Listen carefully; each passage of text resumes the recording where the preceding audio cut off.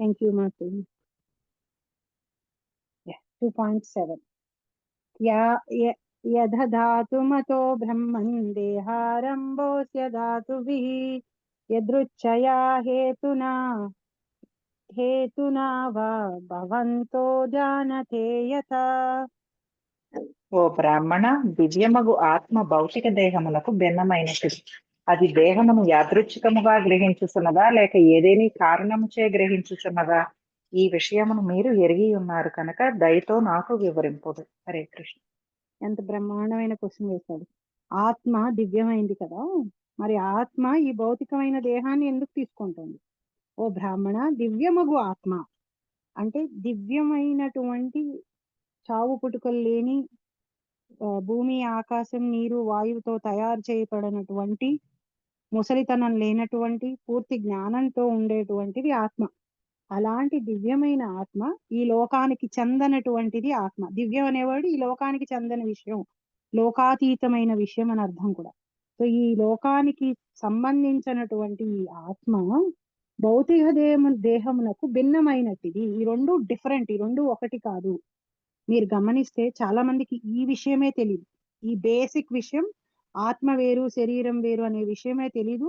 తెలిసినా వాళ్ళు చూడలేకపోతున్నారు కాబట్టి మేము ఒప్పుకోము అనే వాళ్ళు ఉంటారు. లేకపోతే రెండు ఒకటే అనే వాళ్ళు కూడా ఉంటారు. వాళ్ళు చూడడానికి చాలా తెలివైన వాళ్ళలా ఉంటారు.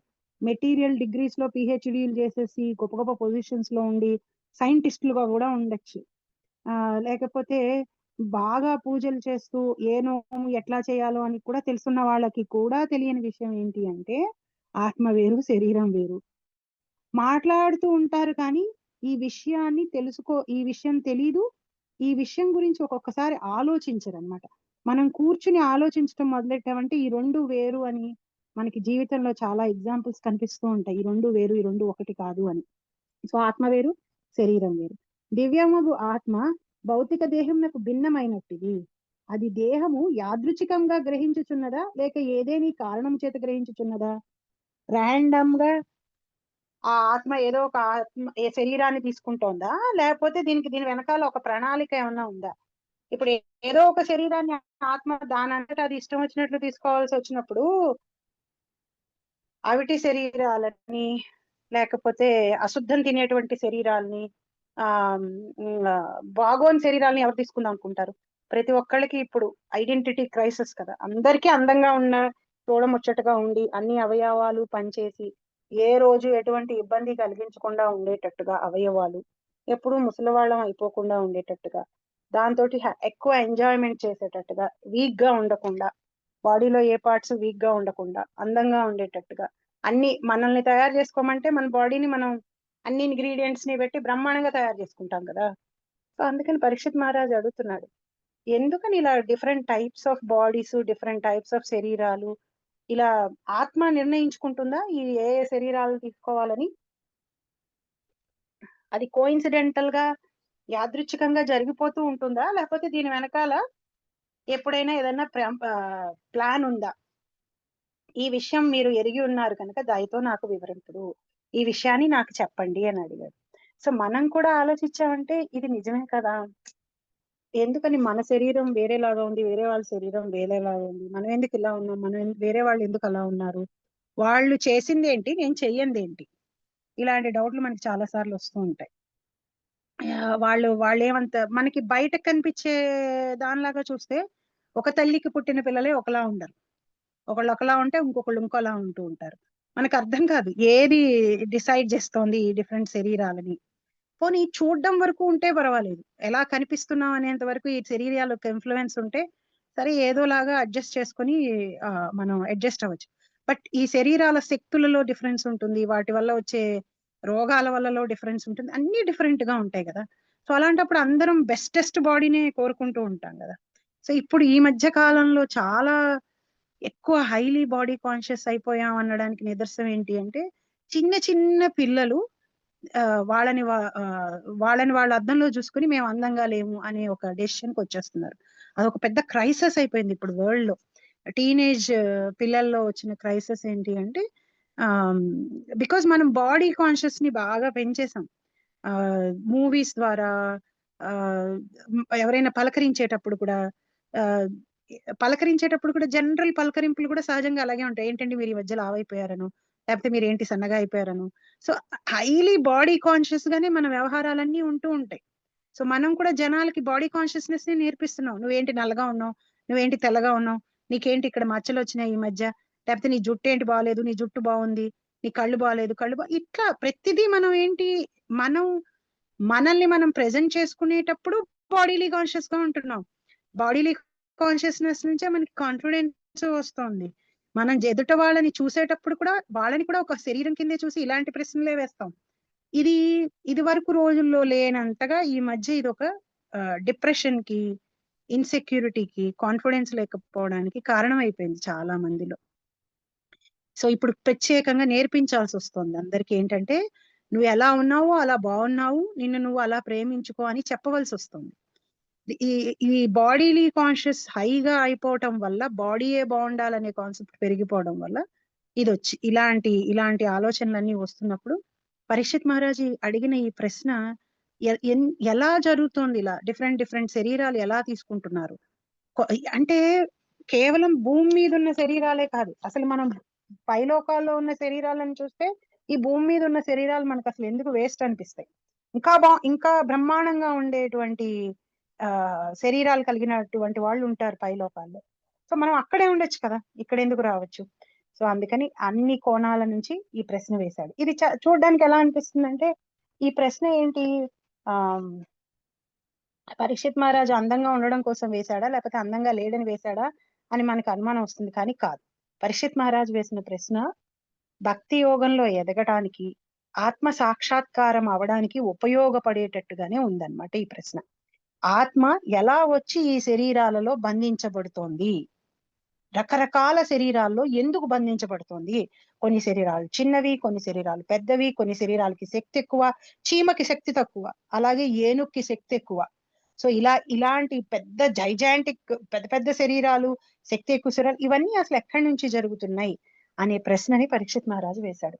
మనకి పరీక్షిత్ మహారాజు రిపీటెడ్ గా ఏం ఎగ్జాంపుల్ ని చూపిస్తున్నాడంటే, రాజు అయినటువంటి వాడు, ఆ గొప్ప గొప్ప మంత్రుల శిక్షణలో రాజ్యాన్ని పరిపాలిస్తున్నటువంటి వాడు, పుట్టుకతోటే భక్తుడు, పుట్టక ముందే భగవంతుడిని చూసినటువంటి గొప్పవాడు. అలాంటి రాజు నాకు అన్నీ తెలుసులే, నాకు గురువు అవసరం లేదని అనుకోవచ్చు. కానీ అలా అనుకోలేదు. సుఖదేవ్ గోస్వామిని గురువుగా తాను పక్కన పెట్టుకొని గురువుని గురుముఖంగా వినడం కోసం గురువుని ఈ ప్రశ్నలు వేస్తున్నాడు. సో ఎప్పుడైనా ఆధ్యాత్మిక జీవితంలో ఎదగడానికి ఫస్ట్ మెట్టు ఏంటి అంటే గురువుని ఆశ్రయించడం. గురువుని ఆశ్రయించిన తర్వాత గురువుని ఆధ్యాత్మిక జీవితానికి ఉపయోగపడే ప్రశ్నలు వేయాలి. ఆ ప్రశ్నలు వేస్తూ అణుకువతోటి హంబల్ గా మనం ఆ ప్రశ్నలు వేసి గురువు దగ్గర నుంచి సమాధానాలు తెచ్చిపెట్టుకోవాలి. సో గురువైన వాళ్ళు కూడా ప్రశ్నలు వేసినటువంటి వాళ్ళకి సమాధానం చెప్పేటువంటి స్థితిలో ఉండాలి. సమాధానం చెప్పేంత జ్ఞానం కానీ ఆ సాధన కానీ వాళ్ళు లేకపోతే వాళ్ళు గురువు అవ్వడానికి అర్హులు కాదు. శిష్యుల్ని గనక ఆధ్యాత్మిక మార్గంలో తీసుకెళ్లకుండా ఉంటే వాళ్ళని గురువు అని అనుకోవడానికి వాళ్ళకి అర్హత లేదు. ఇప్పుడు ఎవరైనా ఒక గురువు మిమ్మల్ని ఇంకా ఇంకా భౌతికమైన విషయాల్లోకి కూరుకుపోయేటట్టు చేస్తుంటే, అంటే ఈ పూజ చేయండి, ఈ నోము చేయండి, $10,000 తెచ్చుకోవచ్చు, $30,000 తెచ్చుకోవడానికి ఈ పూజ చేయండి, మంచి భార్యను తెచ్చుకోవడానికి ఈ పూజ చేయండి, ఉద్యోగం రావడానికి ఈ పూజ చేయండి, ఇట్లానే మనల్ని ఆ డైరెక్షన్ లోనే తీసుకెళ్తున్నారు. ఆత్మ గురించి కానీ, ఆత్మకు సంబంధించిన జ్ఞానం గురించి కానీ, మోక్షాన్ని పొందడానికి సంబంధించిన జ్ఞానం కానీ చెప్పట్లేదు అంటే అలాంటి గురువులు మనకి మేలు చేస్తున్న వాళ్ళు కాదు. మనల్ని ఏం చేస్తున్నారంటే జనరల్ వార్డ్ లోంచి ఫస్ట్ క్లాస్ వార్డుకి హాస్పిటల్లోనే మారుస్తున్నారు. మనల్ని ఏమి పూర్తిగా క్యూర్ అయిపోయి హాస్పిటల్ బయటికి తీసుకొచ్చేటట్టు చేయటం లేదు. మనల్ని ఏం చేస్తున్నారంటే జనరల్ వార్డ్ లో అందరితో పాటు షేర్ చేసుకుని బాత్రూమ్ ని నానా కష్టాలు పడుతూ ప్రైవసీ లేకుండా ఉండే బతుకులోంచి ఏం చేస్తున్నారంటే ఇంకొంచెం బాగా డబ్బులు సంపాదించుకునేటట్టుగా చేసి ఫస్ట్ క్లాస్ వార్డ్ లోకి వెళ్ళి ఒంటరిగా ఆ బెడ్ మీద కూర్చుని మనం బాధపడేటట్టు చేస్తున్నారు. కానీ మన రోగాన్ని కుదుర్చుకొని బయటికి వెళ్ళేటట్టు చేయట్లేదు.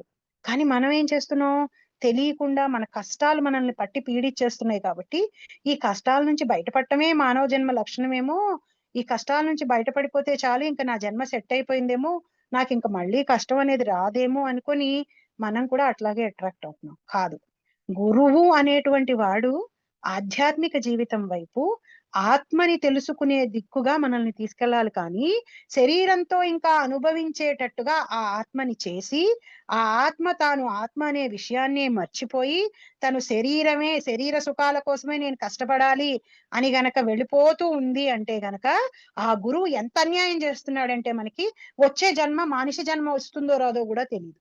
ఎందుకని? ఆత్మకి సంబంధించిన జ్ఞానం ఇవ్వలేదు, భగవంతుడికి సంబంధించిన జ్ఞానం ఇవ్వలేదు. ఎంత అందంగా ఎంత బ్రహ్మాండంగా తినొచ్చు, ఎంత బ్రహ్మాండంగా సుఖపడచ్చు, ఎంత బ్రహ్మాండంగా వెకేషన్స్ చేసుకోవచ్చు, ఎంత బ్రహ్మాండమైన ఇల్లులు కట్టుకోవచ్చు, వీటి గురించే గనక మాట్లాడుతూ ఉంటే ఇవన్నీ జంతువులు కూడా సుఖపడతాయి. సో మనల్ని జంతు యోనిల్లోకి తీసుకెళ్తున్నాడు అంటే మనల్ని మోక్షం దయవాపికి తీసుకెళ్తలేదు, మనల్ని ఉద్ధరించట్లేదు, మనల్ని బాగుపరచట్లేదు, మనల్ని నాశనం చేస్తున్నారు. అలాంటి వాళ్ళకి గురువు అయ్యే అర్హతే లేదు. గురువు అనేటువంటి వాడు ఆధ్యాత్మిక వైపుకి తీసుకెళ్ళాలి, ఆధ్యాత్మిక ప్రశ్నలకి సమాధానం చెప్పాలి, తనకి తెలియకపోతే తెలుసుకొని చెప్పాలి.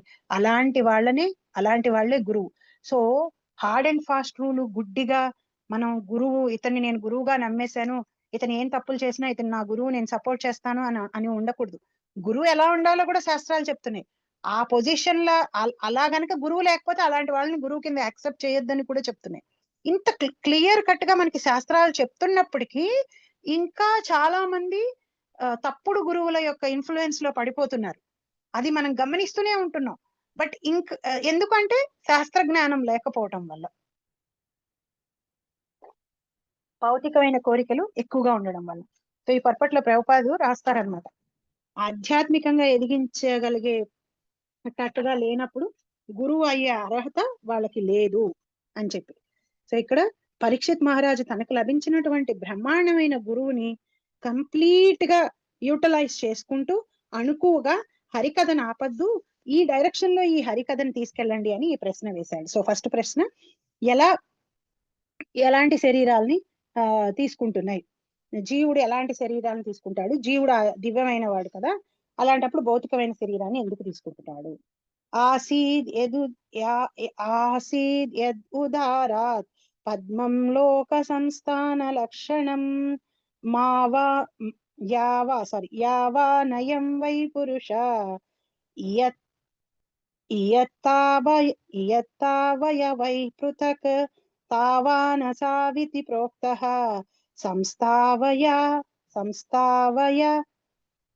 సంస్థావయావానివ. యవ్వాని ఉదరము నుండి తామరతూడు ఉద్భవించెనో అట్టి దేవదేవుడు తన పరిమాణముననుసరించి బ్రహ్మాండమగు దేహమును కలిగి ఉన్నచో ఇక అతని దేహమునకు సాధారణ జీవుల దేహములకు నడుమగల విశేష భేదమేమిటి? హరే కృష్ణ. అది భగవంతుడు కూడా పెద్ద గొప్ప శరీరాన్ని తీసుకుంటాడు కదా. యవ్వాని ఉదరము నుండి తామరతూడ ఉద్భవించెనో అట్టి దేవదేవుడు తన పరిమాణమును అనుసరించి బ్రహ్మాండమగు దేహమును కలిగి ఉన్నచో ఇక అతని దేహమునకు సాధారణ జీవుల దేహములకు నడుమగల విశేష భేదం ఏమిటి? భగవంతుడి నాభి నుంచి తామరతూడ అంటే తామరాకు వచ్చి ఆ తామరాకు మీద 14 లోకలు ఉన్నాయి. అంత గొప్ప శరీరాన్ని అతను తీసుకున్నాడు, అంత పవర్ఫుల్. అంటే చూడండి, ఆయన శరీరం మీద ఆధారపడి ఈ 14 లోకాలు ఉన్నాయి. అంత గొప్ప శరీరం అయింది, అంత పవర్ఫుల్, అంత స్ట్రాంగ్, అంత స్ట్రెంగ్త్ ఉన్నటువంటి ఈ విశ్వాలన్నిటినీ మోసేటువంటి శరీరం ఉన్నటువంటి వాడు. అలాంటి శరీరం తీసుకున్నటువంటి ఆ భగవంతుడికి సాధారణ జీవుల దేహాలకి కల డిఫరెన్స్ ఏంటి? ఇద్దరు శరీరాలు తీసుకుంటున్నారా? ఇద్దరు శరీరాలు ఒకే విషయంతో తయారు చేయబడి ఉన్నాయా? ఇద్దరు ఒకటేనా అని ఇక్కడ పరీక్షిత్ మహారాజు ప్రశ్న వేస్తున్నాడు అనమాట. వీళ్ళిద్దరి శరీరాల మీద డిఫరెన్స్ ఏంటి? ఓన్లీ సైజ్ డిఫరెంట్ గా ఉంటే చాలు ఈ శరీరాలు గ్రేటా? ఇప్పుడు ఏనుగు శరీరం కూడా పెద్దదిగా ఉంటుంది. ఏనుగు శరీరం పెద్దదిగా ఉన్నట్టు మాత్రం అది భగవంతుడి శరీరంతో సమానం కాదు ఏనుగు శరీరం. సో సైజ్ బట్టి ఈ శరీరం యొక్క శక్తి డిసైడ్ అవుతుందా, లేకపోతే ఎలా, ఏంటి డిఫరెన్స్ అని చెప్పి ఇక్కడ ఈ డిఫరెన్స్ దేనిలో ఉంది? భగవంతుడి శరీరానికి మానవుడి శరీరానికి డిఫరెన్స్ దేంట్లో ఉంది? సైజులోనా లేకపోతే శక్తిలోనా? ఏ విధంగా డిఫరెన్స్ ఉంది అనే ప్రశ్న ఇక్కడ పరీక్షిత్ మహారాజు చేస్తున్నాడు. ఈ ప్రశ్న వేయడంలోనే పరీక్షిత్ మహారాజు ఒక విషయం చాలా క్లియర్ గా చెప్తున్నాడు. భగవంతుడికి భగవంతుడి పరమాత్మకి జీవాత్మకి వాళ్ళ శరీరాల్లో డిఫరెన్స్ ఉంది అనే విషయాన్ని ఎగ్జిబిట్ చేసే ఎస్టాబ్లిష్ చేస్తున్నాడు. ఏంటి ఆ డిఫరెన్స్ అని అడుగుతున్నాడు. సో ఇప్పుడు చాలా మంది ఎవరైతే నేను భగవంతుడు ఒకటే, ఇప్పుడు నేను మర్చిపోయాను నేను భగవంతుడినని, రేపు పొద్దున్న నేను ధ్యానం చేసి ఉపాసన చేసిన తర్వాత నేను భగవంతుడు అనే విషయం నాకు తెలిసిపోతుంది, తెలిసిపోయిన వెంటనే నేను భగవంతుడిని అయిపోతాను, అప్పుడు నాకు భగవంతుడికి డిఫరెన్స్ లేదు అని అనే వాళ్ళందరికీ ఇక్కడ పరీక్షిత్ మహారాజ్ చాలా క్లియర్ గా భగవంతుడిని నేరుగా చూసినటువంటి వాడు, అన్ని తెలిసినటువంటి వాడైన వాడు ఇక్కడ చెప్తున్న విషయం ఏంటంటే భగవంతుడి శరీరానికి నా శరీరానికి జీవుడి శరీరానికి తేడా ఉంటుంది కదా, ఆ తేడా ఏంటి అని చెప్పి చెప్పమని అడుగుతున్నాడు అనమాట. పరీక్షిత్ మహారాజు ఇంకొక లక్షణాన్ని ఏం చూపిస్తున్నాడంటే శ్రీమద్ భాగవతం నుంచి ఎలా శ్రీ భాగవతంలో దీని గురించి ఏం చెప్పబడింది అనే విషయాన్ని ఒక నేను ఇలా అనుకుంటున్నాను లేకపోతే వేరే వాళ్ళు అలా అనుకుంటున్నారు అన్నట్టు కాకుండా భాగవతం నుంచి ఒక ప్రామాణికం ఉండాలి అని ఆ సుఖదేవ గోస్వామి నోటి ద్వారా వింటున్నాడు అనమాట. సుఖదేవ గోస్వామి చెప్తే ప్రామాణికం కాబట్టి సుఖదేవ గోస్వామి నోటి నుంచి వింటున్నాడు. సో ఇక్కడ ఈ ప్రశ్నకి ఈ పరమాత్మ లాగాను భగవంతుడు ఉంటాడు ప్రతి జీవుల్లో. కారణోదక సాయి విష్ణువు కింద విశ్వాలని చేస్తాడు, గర్భోదక సాయి విష్ణువు కింద ప్రతి విశ్వంలో ఉండి ఈ 14 లోకాలని నడిపిస్తూ ఉంటాడు. ఈయన శరీరాలకి మన శరీరాలకి డిఫరెన్స్ ఏంటి అనే విషయాన్ని పరీక్షిత్ మహారాజ్ అడుగుతున్నాడు. అజసృజతి భూతాని భూతాత్మయదనుగ్రహాత్ దదృశ్యేన తద్రూపం నాభి పద్మ సముద్భవః.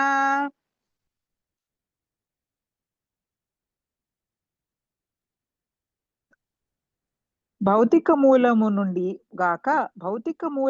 గాక భగవానుని నాభి కమలము నుండి జన్మించిన బ్రహ్మదేవుడు భౌతికముగా జన్మబడసిన వారందరకు సృష్టికర్త అయి ఉన్నాడు.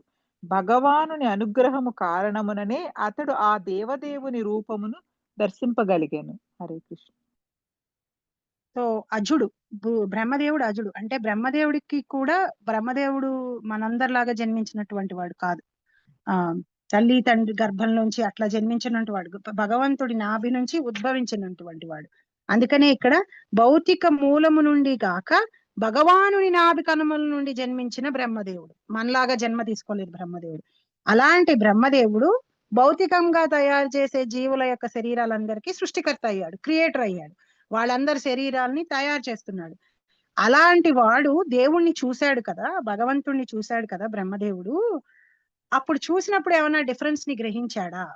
భగవంతుడికిను తానే తయారు చేస్తున్నాడు కదా. సో ఇంకా బ్రహ్మదేవుడి కంటే ఆథెంటిక్ గా ఎవరుంటాడు? శరీరాలన్నింటినీ సృష్టిస్తున్నటువంటి వాడు బ్రహ్మదేవుడు. ఆయన నేరుగా భగవంతుడి నుంచి భగవంతుడిని చూశాడు, తన సృష్టి వేరేలాగా ఉంది. సో ఈ రెండిటిని దర్శించినటువంటి వాడు బ్రహ్మదేవుడు. రెండిటి గురించి పూర్తిగా తెలిసినటువంటి వాడు బ్రహ్మదేవుడు అనమాట. అంటే చూడండి, ఇప్పుడు మనకి వంట చేసిన వాళ్ళని వెళ్ళి అడిగితే వంటలో ఏం వేశారని వాళ్ళు క్లియర్ గా చెప్తారు. తిన్నవాళ్ళు అని చెప్పలేకపోవచ్చు, లేకపోతే ఆ డిష్ ని చూసి మనం ఊహించుకోలేకపోవచ్చు ఏమేం వేశారు దీంట్లో అని. కానీ చేసిన వాళ్ళు ఉంటారు కదా, వాళ్ళైతే క్లియర్ గా చెప్తారు, వాళ్ళే వంట చేశారు కాబట్టి దాంట్లో ఏమేమి వేశారు అనేది వాళ్ళు క్లియర్ గా చెప్తారు. ఇప్పుడు బ్రహ్మదేవుడి క్వశ్చన్ అట్లాంటిది. మనందరి శరీరాల్ని తయారు చేసిన ఆయన అతనే కాబట్టి ఎలాంటి మెటీరియల్ తోటి ఈ శరీరాన్ని తయారు చేశాడు, అదే విధంగా శరీరం తయారు చేయడానికి ముందర ఆ తయారు చేసేటువంటి శక్తిని భగవంతుడి దగ్గర నుంచి తెచ్చుకుని భగవంతుడిని చూశాడు కాబట్టి చూసినప్పుడు తనకు ఒక అవగాహన వచ్చి ఉంటుంది, భగవంతుడు ఎలా ఉన్నాడు ఏంటి. భగవంతుడు చెప్పుంటాడు కదా, క్రియేషన్ చెయ్యి అని చెప్పి తనకు అన్ని ఇంగ్రీడియంట్స్ ఇచ్చినప్పుడు, భగవంతుడు పూర్తిగా జ్ఞానాన్ని కూడా ఇచ్చినప్పుడు మొత్తం విషయాలు చెప్పుంటాడు. సో బ్రహ్మదేవుడు చూసినటువంటి ఆ భగవంతుడి శరీరం, బ్రహ్మదేవుడే తయారు చేసినటువంటి శరీరాలు, ఈ రెండు ఒకటేనా డిఫరెంటా అని పరీక్షిత్ మహారాజ్ అడుగుతున్నాడు. ఎంత ఇంటెలిజెంట్ గా, ఎంత చక్కగా అడుగుతున్నాడు చూడండి క్వశ్చన్స్. భౌతిక మూలము నుండి గాక భగవాని నాభికమలం నుండి జన్మించిన బ్రహ్మదేవుడు భౌతికముగా జన్మింపబడిన వారందరినూ సృష్టికర్త అయి ఉన్నాడు. భగవానుని అనుగ్రహం కారణమునే అతడు ఆ దేవదే అని రూపమును దర్శింపగలిగాను. భగవంతుని చూసినటువంటి వాడు, భగవంతుడి అనుగ్రహం చేత సృష్టి చేస్తున్నటువంటి వాడు ఆ బ్రహ్మదేవుడు చూసినప్పుడు ఈ శరీరాలు రెండు ఒకటేనా డిఫరెంటా అని చెప్పేసి అడుగుతున్నాడు అనమాట. సచాపి యత్ర పురుషో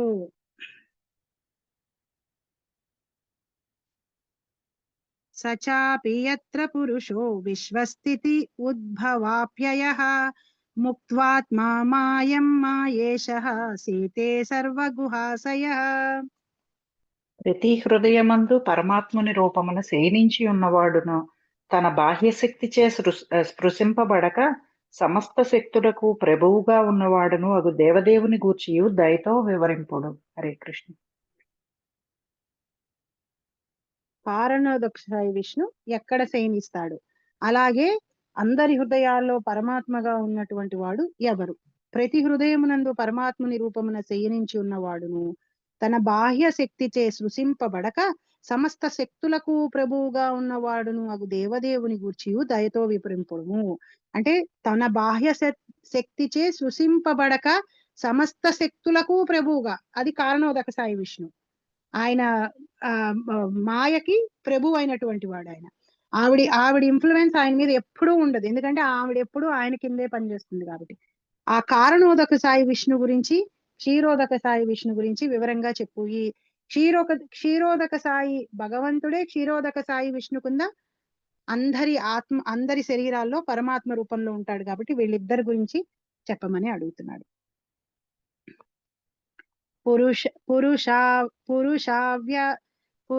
పురుషావాయవైర్లోక సఫలా పూర్వకల్పిత లోకైరముష్యా వాయవా సపాలైరితి శుశ్రుమా.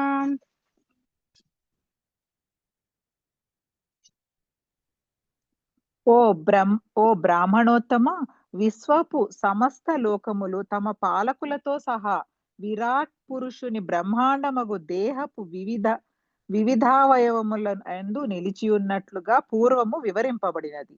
వివిధ లోకములు విరాట్ పురుషుని బ్రహ్మాండమగు దేహమందు నిలిచి ఉండవలసినవని నేనును వినియుంటిని. కాని వాని నిజస్థితి ఎట్టిది?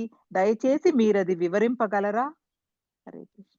ఓ బ్రాహ్మణోత్తమ, విశ్వపు సమస్త లోకములు తమ పాలకులతో సహా విరాట్ పురుషుని బ్రహ్మాండముగు దేహపు వివిధ అవయవములు యందు నిలిచి ఉన్నట్లుగా పూర్వము వివరింపబడినది.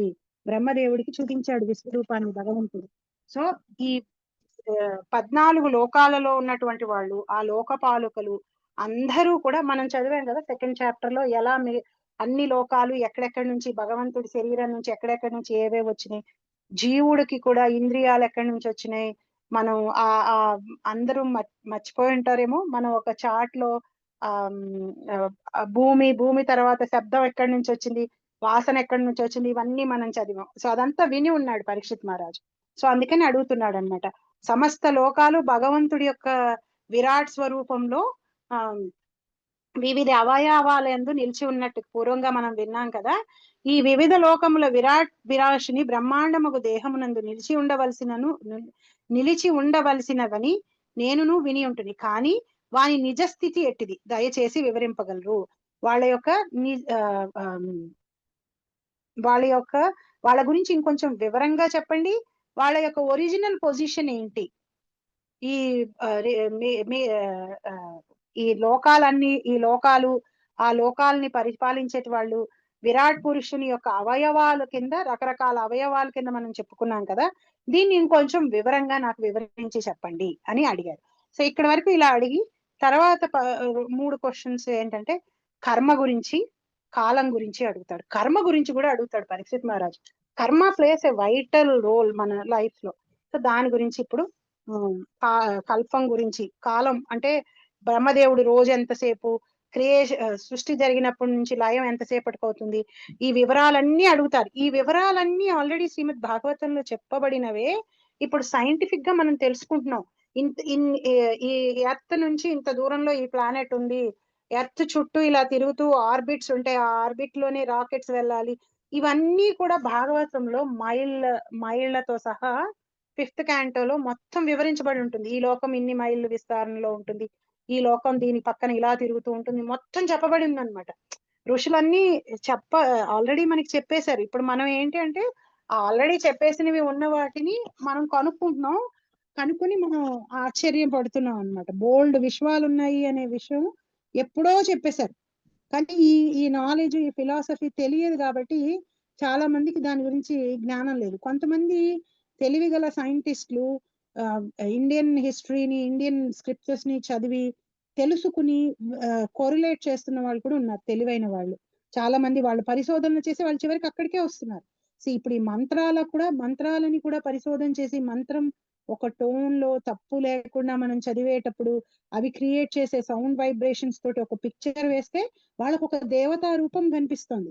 సో అంత అంత సైంటిఫిక్ అయిన నాలెడ్జ్ మనకి ఉంది. మనది అంత రిచ్ కల్చర్, మనం అంత నిజంగా నాలెడ్జ్ పీపుల్ అన్నమాట. కానీ మనం ఏం చేస్తున్నాం, దీన్ని తెలుసుకోక, చదువక, దీని గురించి ఇదంతా సెంటిమెంట్, భక్తి అనేది తెలివి తక్కువ వాళ్ళు చేసే పని అని చెప్పి తోసిపుచ్చేస్తున్నాం. సో అందువల్ల ఏంటంటే మనం పూర్తిగా తెలుసుకోలేకపోతున్నాం. యావన్ కల్పో వికల్పో వా యథా కాలోను మీయతే భూత భవ్య భవశ్చబ్ద ఆయుర్మానం చ యత్సతః యత్సతః.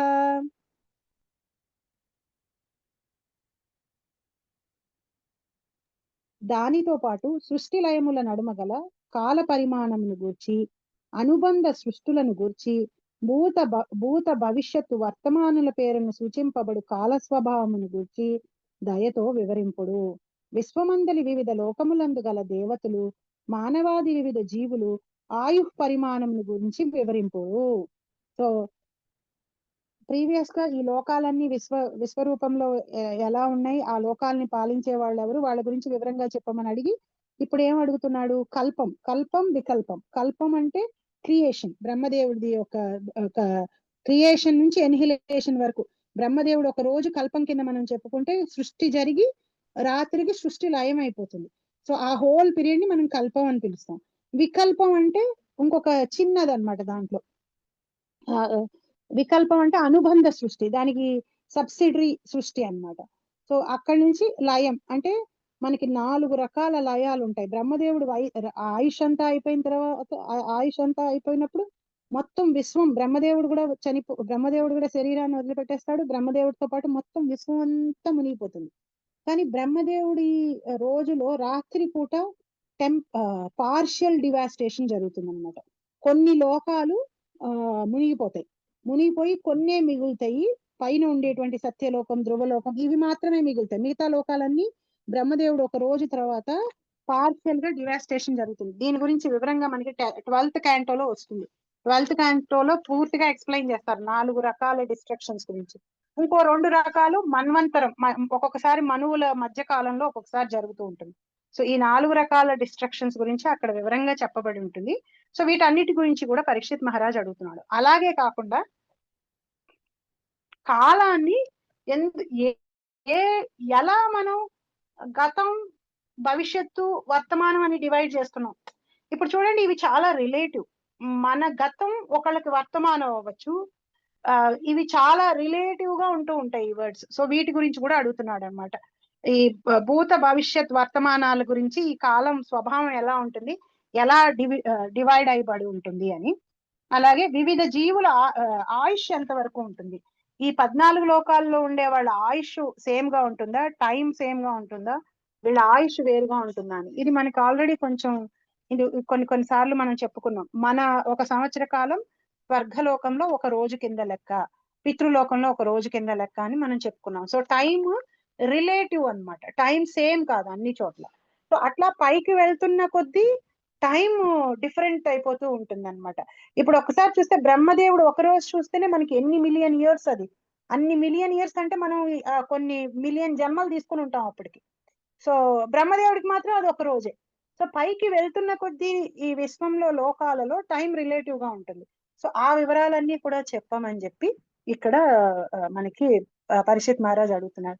అందుకే ఇప్పుడు ఈ స్పేస్ లోకి వెళ్ళిన సైంటిస్టులు వేరే టైం జోన్ లోకి, వేరే వేరియేషన్స్ లోకి, వేరే లెవెల్లోకి వెళ్తారు కాబట్టి వాళ్ళు మళ్ళీ కిందకి వచ్చి అడ్జస్ట్ అవడానికి వాళ్ళకి టైం పడుతుంది. 2 అట్మాస్ఫియర్స్ ఎన్వైరన్మెంట్స్ ఒకటిగా కాబట్టి. సో ఇలాంటి చిన్న కొంచెం భూమి మీద కొంచెం దూరం పైకి వెళ్ళిన వాళ్ళే చెప్పగలుగుతున్నారు. ఇంకా వాళ్ళు నిజానికి వేరే ప్లానెట్స్ ని టచ్ చేసి దాంట్లో వెళ్ళి ఉండి దాంట్లో ఎలాంటి జీవనం జరుగుతుంది అని పూర్తిగా చూసిన వాళ్ళు ఎవరు ఇంకా లేరు.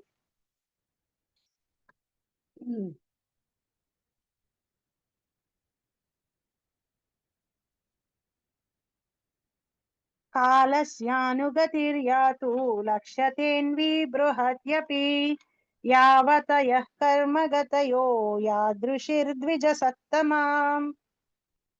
ఓ ద్విజసత్తమ, హ్రస్వదీర్ఘములకు వివిధ కాల పరిమాణముల కారణమును గూర్చియో కర్మగతమైనటువంటి కాలపు ఆరంభమును గూర్చియో దయతో వివరింపుడు. హరే కృష్ణ. యస్మిన్ కర్మ సమావాయో యతాయేనోపగృహ్యతే గుణానాం గుణినాం చైవ పరిణామం అభీప్సితాం. భౌతిక ప్రకృతి యొక్క వివిధ గుణముల నుండి ఉత్పన్నమగుచు ప్రోగుపడేటి ఫలములు వాంఛితుడగు జీవుని దేవతలు మొదలుగా అత్యల్ప జీవుల వరకు గల వివిధ జీవజాతుల యందు ఉద్ధరించుచు లేదా పతనము కావించుచు ఏ విధముగా తమ ప్రభావమును చూపునో దయతో వివరింపుడు. కర్మల గురించి టచ్ చేశాడు ఇక్కడ. So time, different divisions of time, అంటే టైం ఎలా డివైడ్ చేయబడుతుంది దాని గురించి చెప్పమని అడిగాడు. అలాగే కర్మలు ఎలా జీవులని వేరు వేరు లోకాలు చేరేటట్టుగా చేస్తున్నాయి, ఎటువంటి కర్మలు జీవుల్ని ఏ ఏ లోకాలకి తీసుకెళ్లి ఏ ఏ శరీరాలు పొందేటట్టు చేస్తున్నాయి. సో కర్మ అంటే యాక్షన్ అండ్ రియాక్షన్ రెండు కలిపితే కర్మ. సో యాక్షన్ అండ్ రియాక్షన్ ఇవి ఒకేలాగా పనిచేస్తాయి, చిన్న శరీరం మీదైనా పెద్ద శరీరం మీదైనా. చిన్న శరీరం కాబట్టి కర్మ ఫలితం చిన్నది, పెద్ద శరీరం కాబట్టి కర్మ ఫలితం పెద్దది, అట్లా ఉండదు. ఏ శరీరాన్ని తీసుకున్నప్పటికీ ఆ శరీరంలో ఉన్న ఆత్మ తన నెక్స్ట్ డెస్టినేషన్ వేరే శరీరం ఏది తీసుకోవాలి అని డిసైడ్ చేస్తోంది కర్మ. సో ఈ కర్మ ఎలాంటిది, ఈ కర్మ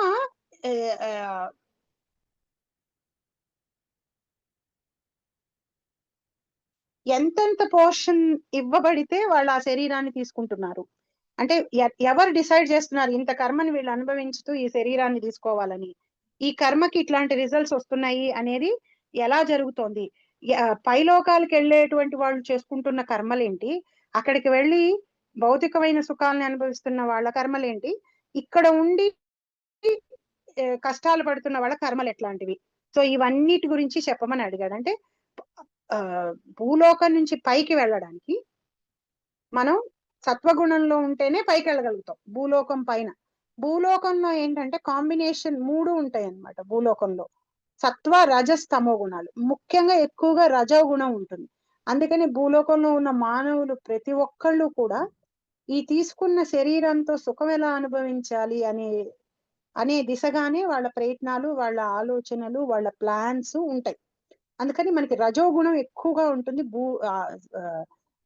మానవ శరీరం తీసుకున్న వాళ్ళకి. మానవ శరీరానికంటే కింద శరీరాలు తీసుకుంటున్న ఆత్మలు, జంతువులకి తమో గుణం ఎక్కువ ఉంటుంది. మానవ శరీరం కంటే పైలోకాల్లో శరీరం తీసుకుంటున్నటువంటి ఆత్మలకి సత్వగుణం ఎక్కువగా ఉంటుంది. సో మనం ఇక్కడి నుంచి పైకి వెళ్ళాలి అంటే మనం సత్వగుణాన్ని పెంచుకుంటేనే ఇక్కడి నుంచి పైకి వెళ్తాం. మనం తమో గుణాన్ని పెంచుకుంటూ వెళ్ళిపోయామంటే జీవితం అంతా ఇది ఎన్నిసార్లు ఇదే మాట మనం రిపీట్ చేస్తున్నా, మీరు ఎందుకండి అరిగిపోయిన రికార్డ్ లాగా రిపీట్ చేస్తున్నారు సేమ్ వర్డ్స్ అని. నేను ఇంకా వేరే డిఫరెంట్ గా ఈ వర్డ్స్ ని ఎలాగూ రిపీట్ చేయలేను. శాస్త్రంలో ప్రభుపాదు అందరూ రిపీట్ చేసినట్టుగానే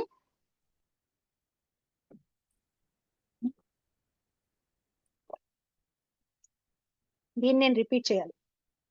జీవితం అంతా తినటానికి, పడుకోవడానికి, సుఖపడడానికి, మనల్ని మనం రక్షించుకోవడానికి ఈ నాలుగిటిని ఉద్దేశించే మన కర్మలు గనక ఉంటే మనం తమో గుణంలో ఉన్నట్టే. మనం కింద శరీరాలు తీసేసుకుంటాం. మనకి భగవంతుడు ఇచ్చినటువంటి ఎక్స్ట్రా చైతన్యం, కాన్షియస్నెస్ అవి జంతువులకి ఇవ్వలేదు. సో అందుకని జంతువులకి పాపం ప్రత్యేకంగా, ఇప్పుడు జంతువు ఏదైనా తప్పు చేస్తే జంతువు పాపం అనుభవించటం అనేది ఉండదు. జంతువు ఆల్రెడీ జంతువు శరీరం తీసుకుంటూ పాపాన్ని అనుభవిస్తోంది. సో అందుకని జంతువుకి శాస్త్రంతో కంపారిజన్ చేసి నువ్వు తప్పు చేసావు, నువ్వు రైట్ చేసావు, నువ్వు నరకానికి వెళ్తావు అనే డిస్టింగ్విషన్ ఉండదు. జంతువుని అలా ప్రాసిక్యూట్ చెయ్యరు. మనుషుల్ని చేస్తారు, ఎందుకంటే మనుషులకి బుద్ధి ఇచ్చారు కాబట్టి. ఇప్పుడు మీరే చూడండి, ఎవరికైనా చిన్న పిల్లలు ఉన్నారు, రైట్ ఏదో రాంగ్ ఏదో తెలియని పిల్లలు, వాళ్ళు తప్పు చేస్తే వాళ్ళని నిలదీరు. వాళ్ళకంటే పెద్ద పిల్లలు ఉన్నారనుకోండి అక్కడ, వాళ్ళకి తెలుసు అనుకోండి, వాళ్ళు చదవగలరు, వాళ్ళు ఇంకోసారి వాళ్ళకి చెప్పి ఉన్నాము, వాళ్ళు చేస్తే వాళ్ళకి శిక్ష ఎక్కువ ఉంటుంది.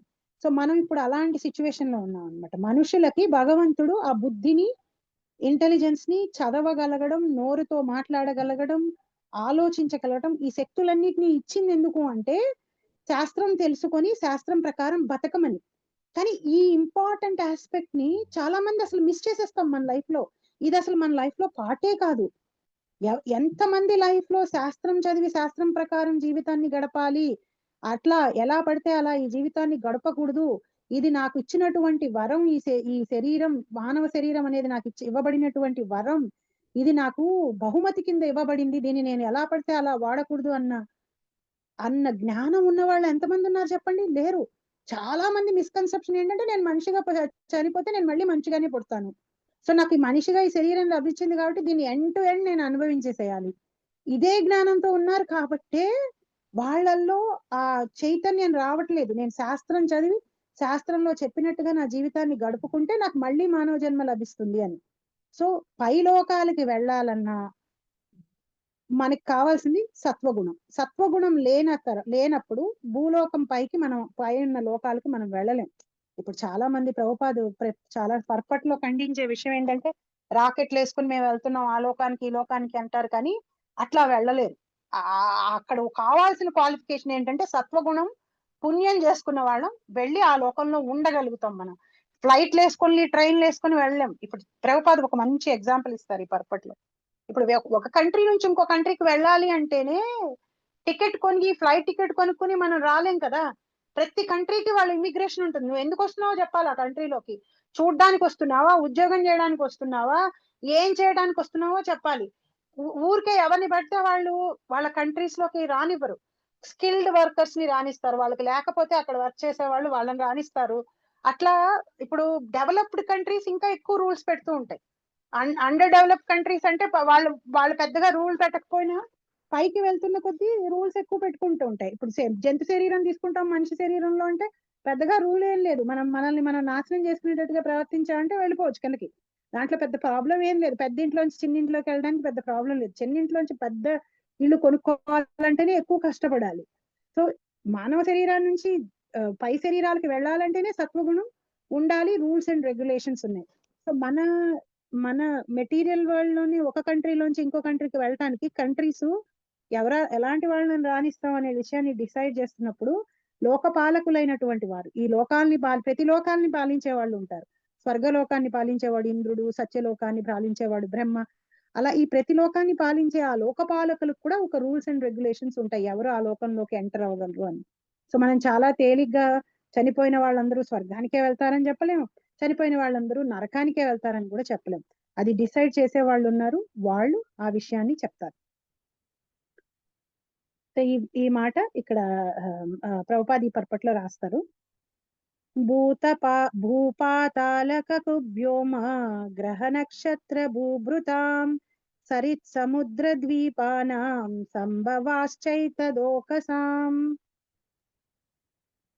ఓ బ్రాహ్మణ శ్రేష్ఠ, విశ్వమందలి గ్రహములు, ఊర్ధ్వలోకముల 4 దిక్కులు, ఆకాశము, లోకములు, నక్షత్రములు, పర్వతములు, నదులు, సముద్రములు, ద్వీపములు, వాటితో పాటు వాని అందలి వివిధ రకముల నివాసులు అనువాని సృష్టి ఏ విధముగా జరుగునో దయతో వర్ణింపుడు. హరే కృష్ణ. అది మొత్తం మెటీరియల్ క్రియేషన్, ఈ ప్లానెట్స్, ఈ ప్లేసెస్, ఇవన్నీ ఎలా జరుగుతాయో చెప్పమని వివరంగా అడుగుతున్నాడు. అంటే ఇవన్నిటి గురించి ఎంత సైంటిఫిక్ గా క్వశ్చన్స్ వేస్తున్నాడు చూడండి పరీక్షిత్ మహారాజ్. ఎక్కడ సెంటిమెంటల్ గా క్వశ్చన్స్ వేయట్లేదు, ఎంతో సైంటిఫిక్ గా ప్రతి యూనివర్స్ గురించి జ్ఞానం ఇచ్చేటట్టుగా. ఓ బ్రాహ్మణ శ్రేష్ఠ, విశ్వమందలి గ్రహములు, ఊర్ధ్వలోకముల 4 దిక్కులు, ఆకాశము, లోకములు, నక్షత్రములు, పర్వతములు, నదులు, సముద్రములు, ద్వీపములు, వాటితో పాటు వాని అందలి వివిధ రకముల నివాసులు అనువాని సృష్టి ఏ విధముగా జరుగునో దయతో వర్ణింపుడు.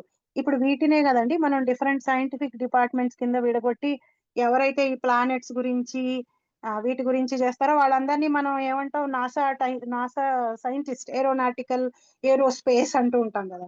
సో నిజానికి మాట్లాడితే ఇక్కడ ఇద్దరు సైంటిస్టులు మాట్లాడుకుంటున్నట్టు అనుకోవాలి మనం, పరీక్షిత్ మహారాజు, సుఖదేవ్ గోస్వామి. వీటన్నిటి గురించి మాట్లాడుకుంటున్నారు. ఈ లోకాలు ఎలా ఉంటాయి, ఈ లోకాల్లో నివసించే లక్షణాలు ఎలా ఉంటాయి, ఈ లోకాల్లో ప్రజలు ఎలా ఉంటారు, ఈ లోకాలకి వెళ్ళాలంటే ఏం చేయాలి, ఏ లోకం, నక్షత్రాలు ఎక్కడ ఉన్నాయి, ఎక్కడ తిరుగుతున్నాయి ఈ యూనివర్స్ లో. సో మొత్తం సైన్స్ మాట్లాడుకుంటున్నారు వీళ్ళు ఇక్కడ. సో ఎంత సైంటిఫిక్ గా భాగవతం ఉందో మనకి ఇక్కడ అర్థం అవుతుంది అనమాట.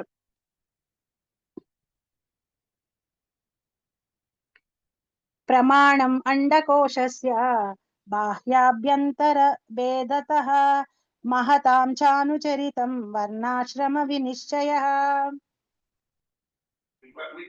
విశేష భేదముల ప్రకారము విశ్వము యొక్క బాహ్యాభ్యంతర పరిమాణమును గూర్చియు మహాత్ముల స్వభావము మరియు కర్మల గూర్చియు దానితో పాటు వివిధ వర్ణాశ్రమముల లక్షణములను గూర్చియు దయతో వర్ణింపు. సో ఎవరైతే భక్తిలో ఉన్నటువంటి వాళ్ళు, భక్తి అంతా సెంటిమెంటు, భక్తి నామం చెప్పుకోవడం, లేకపోతే దేవుడి విగ్రహాన్ని చూడంగానే భావుకతకు చెందడం, దేవుడికి వంట చేసి ఆనందంగా ఫీల్ అవడం, భజన చేస్తూ ఆనందంగా ఫీల్ అవడం, ఒక మాల వేసి ఆనందంగా ఫీల్ చేయడం, ఇవన్నీ సెంటిమెంటల్ ఫీలింగ్స్, ఎమోషనల్ ఫీలింగ్స్. మేము చాలా తెలివైన వాళ్ళం, ఇవేమీ ఉండవు, ఇవంతా మిథ్య, మనం ఏది రూపం లేని దాని మీద మనం ధ్యానం చేస్తాం, మేము జ్ఞానవంతులం అని అనుకునే వాళ్ళందరూ ఆలోచించవలసిన విషయం ఏంటంటే, ఇక్కడ ఇద్దరు భక్తులు మాట్లాడుకుంటున్నారు. ఆ ఇద్దరు భక్తులు మాట్లాడుకుంటున్న విషయాలు ఎంత సైంటిఫిక్ గా, ఎంత టెక్నికల్ గా ఉన్నాయో మనకి ఇక్కడ అర్థమవుతుంది అనమాట. సో పరీక్షిత్ మహారాజు ఎంత క్యూరియాసిటీ తోటి, నిజంగా సెంటిమెంటల్ గా చాదస్తంగా ఉండేవాడైతే ఈ విశ్వం గురించి, ఈ విశ్వంలోని విషయాలు, వీటన్నిటి గురించి అసలు ఆయన అడగాల్సిన అవసరం లేదు. ఆయన ఇంకో 4-5 రోజుల్లో చనిపోయి వెళ్ళిపోతున్నాడు. అడిగితే ఏం అడగాలంటే, నాకు ఇంకొంచెం పుణ్యం ఇచ్చేలాగా చూడు, లేకపోతే నేను ఈ చావకుండా ఉండేటట్టుగా చూడు, లేకపోతే నేను ఈ బాధ, చనిపోతాను అనే బాధని మర్చిపోయి ఎంటర్టైన్ అవ్వడానికి నాకు ఎంటర్టైనింగ్ గా స్టోరీస్ చెప్పు అని అడగాలి. అవన్నీ ఏం పరీక్షిత్ మహారాజు అడగట్లేదు. పరీక్షిత్ మహారాజు ఒక ఎగ్జాంపుల్ సెట్ చేస్తున్నాడు. ఎవరైతే డివోటీస్ సెంటిమెంటల్ గా ఉంటారు, కొన్ని కోరికలు తీరంగానే సాటిస్ఫై అయిపోయి ఊరుకుంటారు అని అనుకునే వాళ్ళందరికీ పరీక్షిత్ మహారాజు ఇక్కడ ఒక ఎగ్జాంపుల్ చూపిస్తున్నాడు. పరీక్షిత్ మహారాజ్ గొప్ప డివోటీ. తను మంచి మంచి క్వశ్చన్స్ ఇంక్విజిటివ్ గా సుఖదేవ్ గోస్వామిని క్వశ్చన్స్ అడుగుతున్నాడు అనమాట. తను ఈ విశ్వాల గురించే కాదు, ఈ విశ్వాలలో ఉండేటువంటి గొప్ప గొప్ప వాళ్ళ గురించి కూడా చెప్పమని అడుగుతున్నాడు. అంటే భక్తుల గురించి అడుగుతున్నాడు. సో భాగవతం అంటే, ఎవరైనా భాగవతం అంటే ఏంటి అంటే, భగవంతుడు భక్తుల కథ. సో వీళ్ళిద్దరి గురించి వింటున్న కొద్దీ, చదువుతున్న కొద్దీ, చేస్తున్న కొద్దీ మన జీవితం ఉద్ధరించబడుతుంది. మనం క్రితంసారి క్లాస్ లో చెప్పుకున్నాం, శ్రద్ధగా వినాలి భాగవతం. శ్రద్ధ చాలా చాలా ముఖ్యం అండి. మనం ఎంత శ్రద్ధగా వింటామో అంత తొందరగా ప్రోగ్రెస్ అవుతాం. ఎంత అశ్రద్ధగా వింటామో అంత విన్నట్టుగానే ఉంటుంది, కానీ రాను రాను అశ్రద్ధ వల్ల ఏమైపోతుందంటే దూరం అయిపోతాం మనం. మనకి ఇంక ఇంట్రెస్ట్ పోతుంది సబ్జెక్ట్ మ్యాటర్ లో, మనకి బోరింగ్ గా అనిపిస్తుంది, రిపిటేటివ్ గా అనిపిస్తుంది, లేకపోతే మనం జడ్జ్మెంటల్ అయిపోతూ ఉంటాం, చెప్పిన వాళ్ళని జడ్జ్ చేస్తూ ఉంటాం, నేను వీళ్ళకంటే బాగా చెప్పగలను అనుకుంటూ ఉంటాం, లేకపోతే నాకు ఇది ఆల్రెడీ నేను చదివేశాను, నాకు తెలుసు, దీని గురించి నేను మళ్ళీ వింటాం ఎందుకు అని అనుకుంటాం. సో మళ్ళీ మళ్ళీ విన్నా, 10 సార్లు విన్నా, 11వ సారి విన్నా, 30 సార్లు విన్నా, 1000 సార్లు విన్న ప్రతిసారి మనల్ని క్లీన్ చేస్తుంది. మనకి ఎన్నిసార్లు వింటే మనం పూర్తిగా క్లీన్ అవుతాం అనే విషయం మనకి తెలియదు. ఎన్ని జన్మల నుంచి మనం అక్యూములేట్ చేసి పెట్టుకున్నామో మనకి తెలియదు. మనలో ఉన్న చెడు కూడా నిజానికి మనకి తెలియదు. అన్ని సర్కమ్స్టాన్సెస్ బాగున్న అంతవరకు మనంత బెస్ట్ ఇంకొకళ్ళు లేరు. మనకి ఊరంతా పేరే, మంచి పేరు, కానీ మనకి తెలుసు మన లోపల ఎంత కుళ్ళు, మనం ఎంత దాచిపెట్టుకున్నాం చాలా విషయాలు అనేది మనకి తెలుస్తుంది, భగవంతుడికి తెలుస్తుంది. సో మనం ఎంత ఎంత క్లీనింగ్ అవసరం అనేది ఒక్కొక్కసారి మనకు కూడా తెలియదు. ఆ సిచ్యువేషన్ వచ్చినప్పుడు మనం ప్రవర్తించిన తీరు మనకి చూపిస్తూ ఉంటుంది.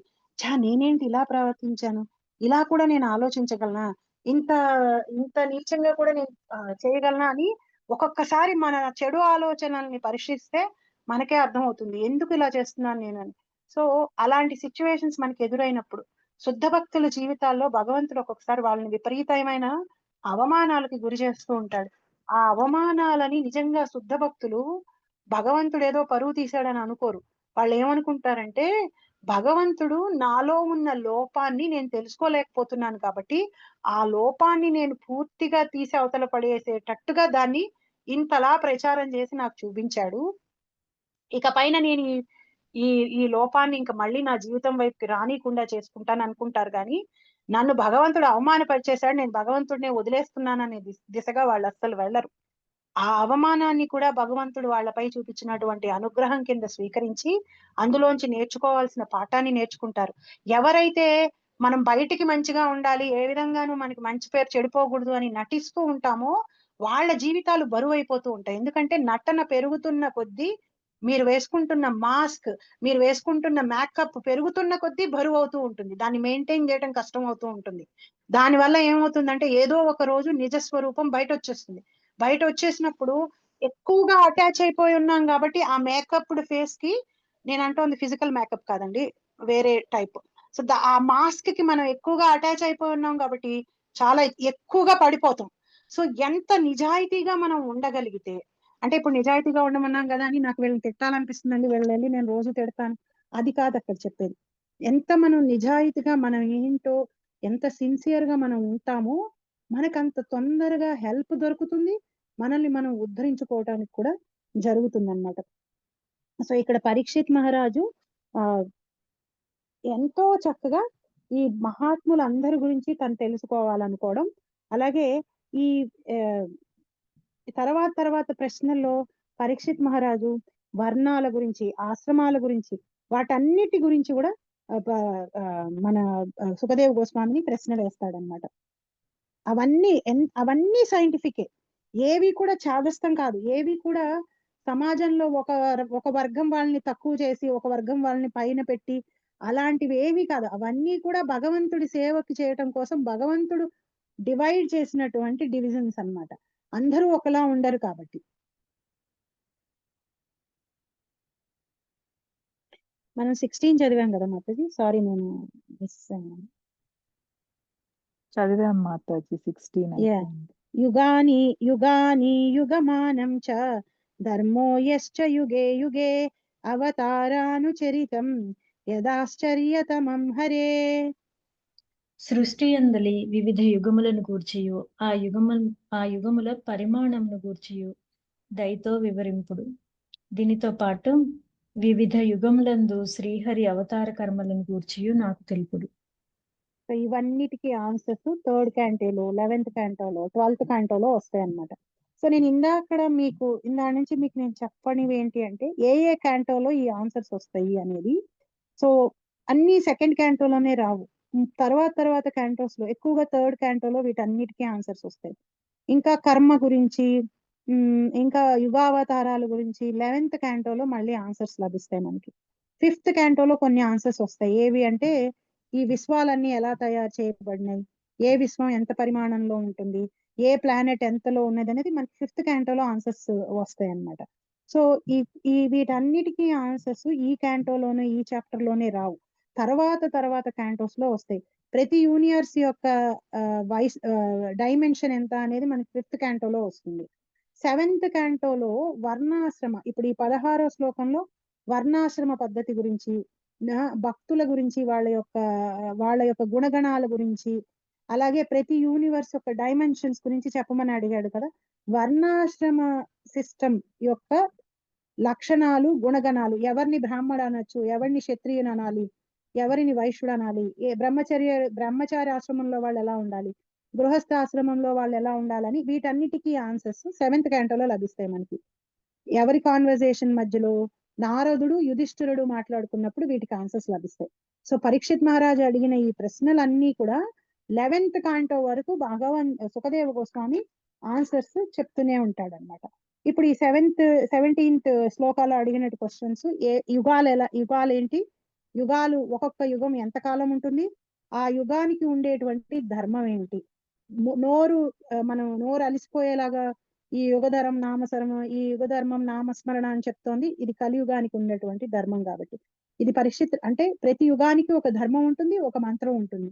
సో అది పరీక్షిత్ మహారాజ్ ఇక్కడ ఈ యుగానికి ధర్మం ఏంటి, యుగావతారాలు చేసినటువంటి లీలలేంటి అనే విషయాన్ని కూడా పరీక్షిత్ మహారాజు సుఖదేవ గోస్వామిని అడుగుతున్నాడు అన్నమాట.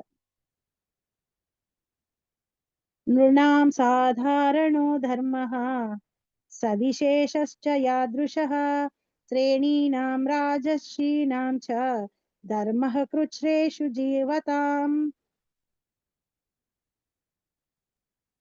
మానవుల సాధారణ ధర్మములు, వారి విశేష విద్యుత్ ధర్మములు, సామాజిక శ్రేణులు మరియు రాజర్షుల వర్గీకరణము, కష్టమునందున్న వాని ధర్మము అనువానిని దయతో వివరింపుడు. అది ధర్మం, అన్ని మానవుల యొక్క సాధారణ ధర్మం. సాధారణ ధర్మం మానవులది భక్తి. ఎందుకంటే మానవులు ఆత్మ, శరీరం కాదు. సో భక్తి అన్నమాట. సో ఈ మానవుల యొక్క సాధారణ ధర్మం, వారి విశేష విద్యుక్త ధర్మం అంటే ఏంటి, వాళ్ళు ఏ వర్ణానికి చెందిన వాళ్ళో, ఏ ఆశ్రమానికి చెందిన వాళ్ళో దానికి సంబంధించినటువంటి ధర్మం. మరియు రాజర్షుల వర్గీకరణ. రాజులందరూ ఎలా డివైడ్ అయ్యారు, కష్టమునందున్న వాని ధర్మం అంటే ఆపద్ధర్మం. కష్టంలో ఉన్నప్పుడు, ఎమర్జెన్సీ సిచ్యువేషన్ లో ఉన్నప్పుడు చేసేటువంటి ఆపద్ధర్మం ఏంటి. సో చూడండి, ఏ సిచ్యువేషన్ లో ఎలాంటివి చెయ్యాలి అనే విషయం కూడా చాలా క్లియర్ గా చెప్పబడింది ఇక్కడ. అన్ని తరగతులకు చెందిన మానవులు సాధారణ ధర్మం భక్తియుక్త సేవలు. చివరికి జంతువులు సైతం భగవానుని భక్తి యందు నెలకొనవచ్చును. శ్రీరామచంద్రుని పరమ భక్తుడగు ఆంజనేయ స్వామి దానిని చక్కగా ఉపమానము నెలకొల్పి ఉన్నారు. ఇది వరకే ఇట్లు చర్చించినట్లు నిజ భక్తుని నేతృత్వమున చరించుట సాధ్యపడినచో కొండజాతి వారు ఆటవికులు సైతము భక్తి యోగమునందు నియుక్తులు కావచ్చును. నారదముని ఉపదేశమున ఒక వేటగాడు పరమ భక్తుడైన ఉదంతము కాంద పురాణమున వర్ణింపబడింది. అనగా శ్రీకృష్ణ భగవానుని భక్తి అందు ప్రతి జీవుడును సమానముగా పాలు పంచుకొనవచ్చును. మానవుల యొక్క సాధారణ ధర్మం, మనం ఏమనుకుంటాం జనరల్ గా, సాధారణ ధర్మం అంటే ఈ మనిషి జీవితాన్ని బ్రహ్మాండంగా సక్సెస్ఫుల్ గా గడుపుతూ హాయిగా ఎంజాయ్ చేయటం సాధారణ ధర్మం అనుకుంటాం. కాదు, మన యొక్క సాధారణ ధర్మం భక్తి. విశేష ధర్మం ఏంటి అంటే మనం ఏ ఆశ్రమంలో ఏ ఏ యొక్క వర్ణంలో ఉన్నామో దానికి సంబంధించిన ధర్మం. ఆపద్ధర్మం, కష్టాల్లో ఉన్నప్పుడు ఏం చేయాలి, వివిధ దేశముల దృష్ట్యా, వివిధ సాంస్కృతిక పరిస్థితుల దృష్ట్యా అంగీకరించబడింది.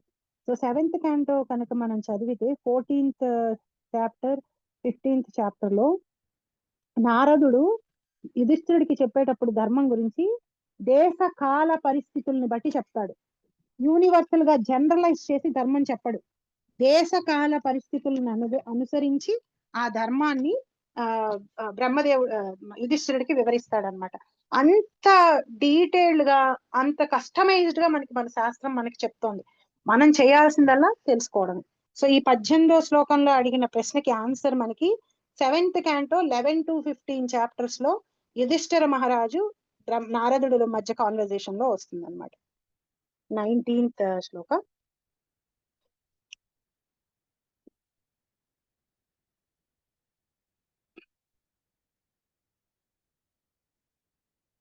తత్వానాం సంఖ్యానాం లక్షణం హేతు లక్షణం పురుషార్థమ విధిర్ యోగస్యాధ్యాత్మికస్య చ.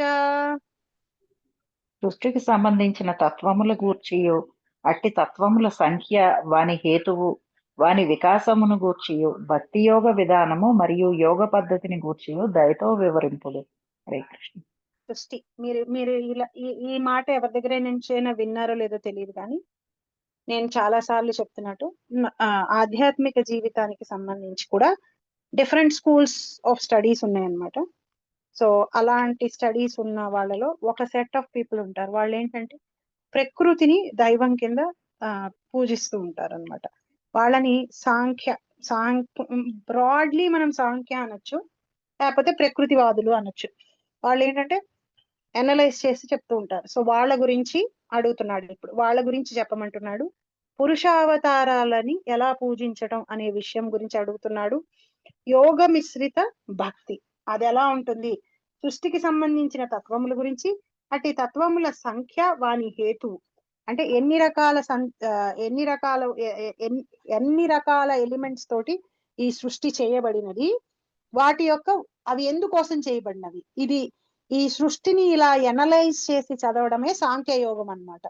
ఒక విషయం పట్ల జ్ఞానం తెచ్చుకోవాలంటే కూడా మనం అనాలిసిస్ చేస్తూ ఉంటాం కదా, జరిగిపోయిన తర్వాత ఇది ఇలా ఒకటి ఏదైనా మనం అకంప్లిష్ చేయాలనుకోండి. ఇప్పుడు మీరు ఏదన్నా మీ యార్డ్ లో ఒక చిన్న ఫెన్స్ కట్టాలంటేనే, మీరు ఫెన్స్ కట్టాలి అనగానే టప్టపా వెళ్ళిపోయి ఏవోవో చెక్కలు తెచ్చి పెట్టారు. మీరు ముందర కొంచెం గ్రౌండ్ వర్క్ చేస్తారు.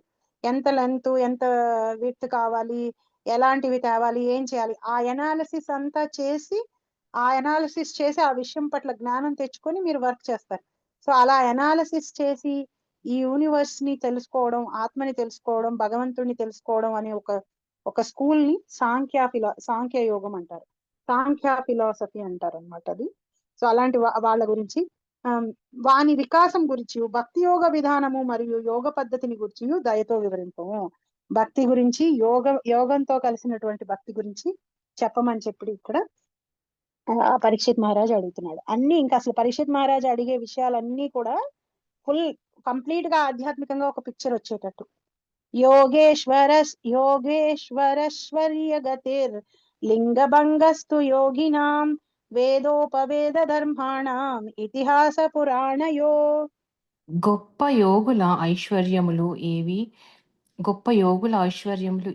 వారి చరమానుభవము ఏమిటి, పూర్ణుడగు యోగి సూక్ష్మమగు లింగదేహము నుండి ఏ విధముగా విడివడగలడు, ఇతిహాసములు మరియు పురాణములతో సహా వేద వాజ్మయపు మూల జ్ఞానము ఏమిటి.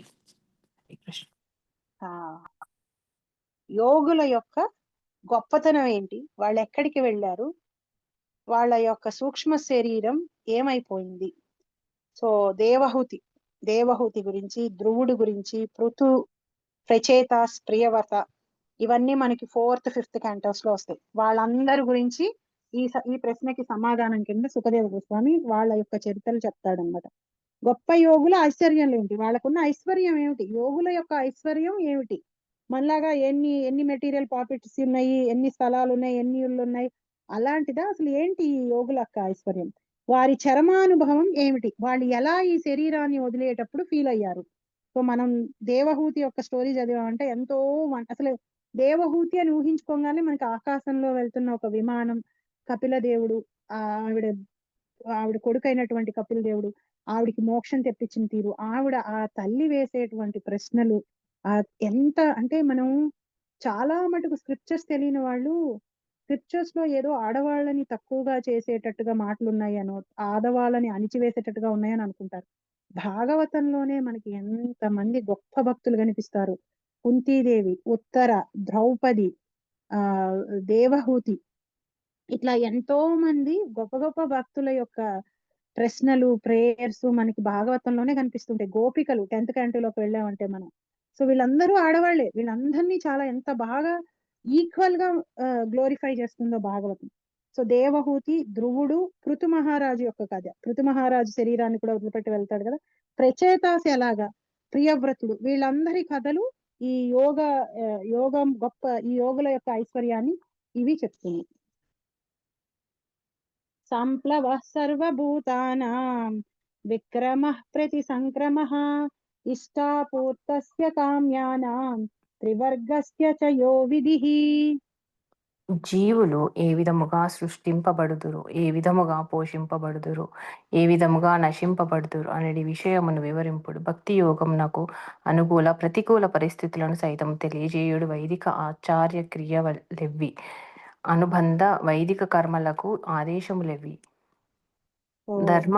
ధర్మార్థ కామముల విధులెవ్వి.